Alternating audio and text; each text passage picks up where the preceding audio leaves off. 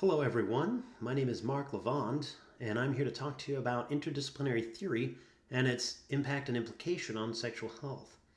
I have been to digital conferences before with posters that have language and words that are too small to read, so you'll be able to download the PDF and look more intently, but I'm also going to flip through some slides that are zoomed in on this poster. So let's get started.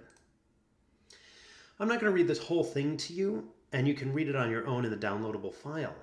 But the premise of this project is that while people believe that theory is abstract and impractical, there is a real component of theory that can affect society and social change. And this is a plea for sexologists and sexuality scholars to work interdisciplinarily.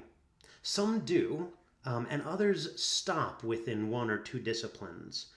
And it's really important to include a lot of disciplines when doing theoretical pieces. Why? Because it breaks down the silos of academic disciplines. And this is really important in terms of the law of kind of interdependence. We see John Dewey talk about interdependence as necessary for educational and societal development.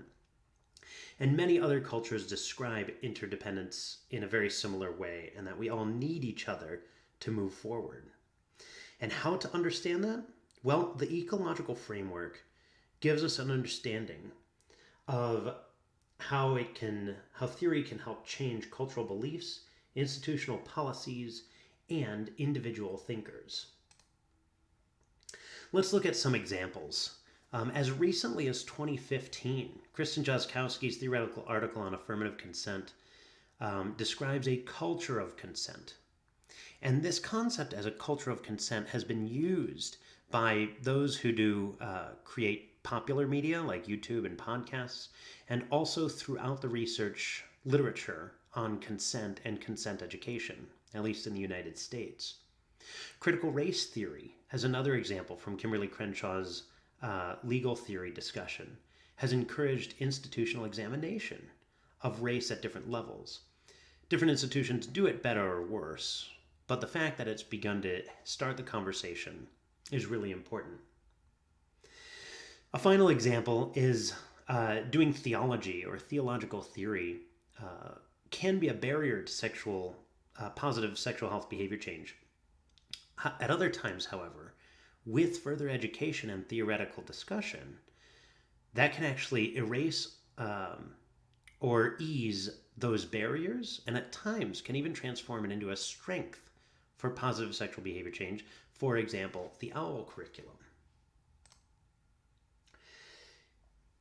And so this ecological framework is a good frame for understanding how academic theories can affect social change. It can be inserted at any level that has two or more people, right? Because if it's only a single person, it's not actually interdisciplinary. It's still, within a single person, it's not interacting with others. And it can transform sexual health in a variety of ways. Let's look at what those mechanics might look like. So if we take a product of interdisciplinary research, like a theoretical article, and that's this little red dot, and it enters an ecology or a society at different levels, it can work throughout that level, impacting other systems that is around it. For example, on the institutional level, a local church may impact a local university, which may impact local stores and businesses.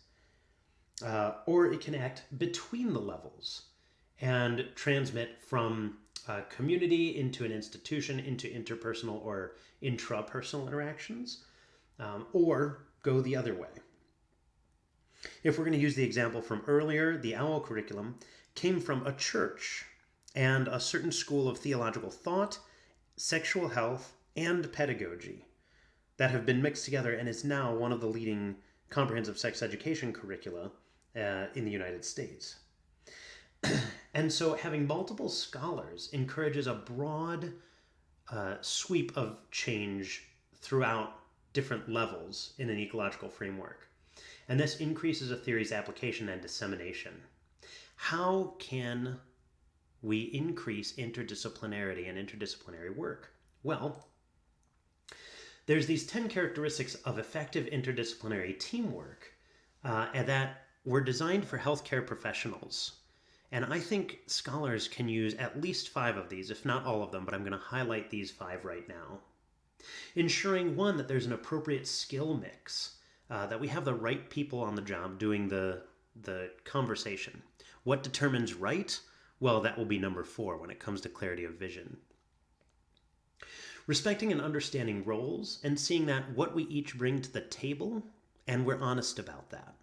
And that we're not overestimating what we bring to the table, but we're also not underestimating it either. And knowing where our boundaries are and when we have to invite other scholars with expertise. Creating a supportive team climate is really important for making sure that people are working together. Having a clarity of vision, number 4. Making sure that everyone's on the same page about what is this outcome going to look like? How much of which disciplines are we going to include in what ways for the outcome piece that we're looking for? And lastly is communication strategies and structures. I can't tell you how many times scholars get into a room together and they say, that's great, we're going to create a great piece about that. And then it never happens. And one of those reasons is because there's a lack of communication strategies and structures for how it is someone is going to create a piece, an interdisciplinary piece. And so you can download the PDF and look at this more in depth. And if you have any thoughts or comments or questions, feel free to email me at levondconsulting@gmail.com. I am only one scholar, and working interdisciplinarily is really important for the world and how we advance sexual health. Thank you.